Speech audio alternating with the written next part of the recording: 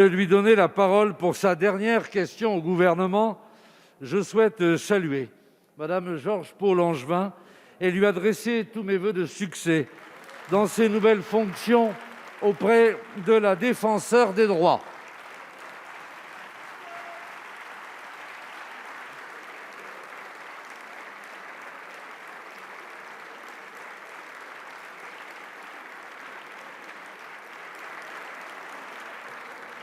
Chers collègues, vous avez la parole. Merci, Monsieur le Président. Monsieur le Président, Monsieur le ministre de l'Intérieur, mes chers collègues, le droit à la sécurité, à la tranquillité est fondamental pour nos concitoyens en cette période troublée. Et il est important pour toute la société qu'il soit exercé par une force publique dotée d'une solide déontologie. Mais il importe aussi que soit respectée la liberté d'expression, pilier de notre système démocratique. Nous avons en cours, depuis plusieurs mois, une commission d'enquête relative à l'état des lieux, la déontologie, les pratiques et les doctrines de maintien de l'ordre, qui s'interroge sur la dégradation du lien de confiance entre nos forces de sécurité intérieure et une partie de la population. Nous avons procédé à diverses auditions, dont justement celle du défenseur des droits sortant, les associations investies dans le respect des droits de la personne et les chercheurs. Or, alors que cette commission n'a pas terminé ses travaux, est soumise à notre examen sur un sujet essentiel, une proposition de loi de notre collègue Fauvergue, donc proposition de loi sans étude d'impact, sans avis du Conseil d'État. Ce texte permettra certaines avancées souhaitables, comme la constitution d'une police municipale à Paris. Cependant, certaines dispositions nous inquiètent. L'article 24 permettra par exemple d'interdire la diffusion d'images de policiers en action quand celle-ci peut porter atteinte à l'intégrité physique ou psychique de ces fonctionnaires. Comment cela sera défini dans la loi, cet impact psychique? La conséquence directe de cet article est une atteinte grave à la liberté d'informer et à la liberté de la presse.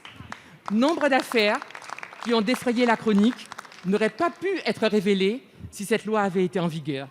Monsieur le ministre, pourquoi ne pas attendre nos propositions pour reprendre l'étude de ce texte?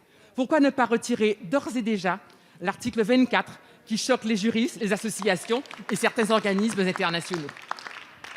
Merci, chers collègues. La parole est à Monsieur Gérald Darmanin, ministre de l'Intérieur. Monsieur le Président, Mesdames et Messieurs les députés, Madame la ministre Langevin, permettez-moi de dire que je ne suis pas d'accord avec votre présentation.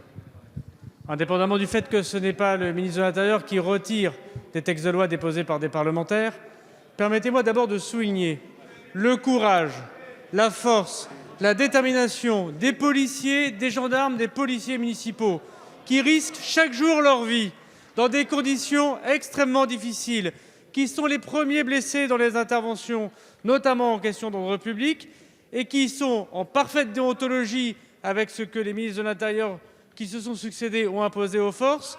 Et je voudrais d'ailleurs vous le dire, Madame la députée, les policiers et les gendarmes sont parmi les fonctionnaires les plus contrôlés, les plus inspectés et proportionnellement les plus sanctionnés de toutes les administrations qui existent sur le sol de la République.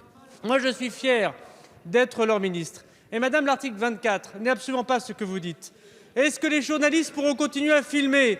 La réponse est oui. Pourront-ils continuer à diffuser? La réponse est oui. Est-ce qu'un citoyen pourra filmer une intervention de police? La réponse est oui. Pourra-t-il le dénoncer au procureur de la République? La réponse est oui. Mais pourra-t-on désormais faire des appels au viol sur des policières? Pourra-t-on faire des appels au meurtre sur des policiers?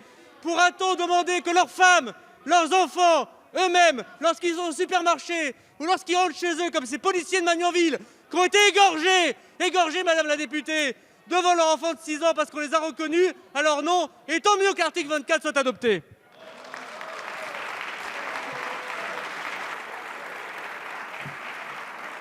Merci, Monsieur le ministre.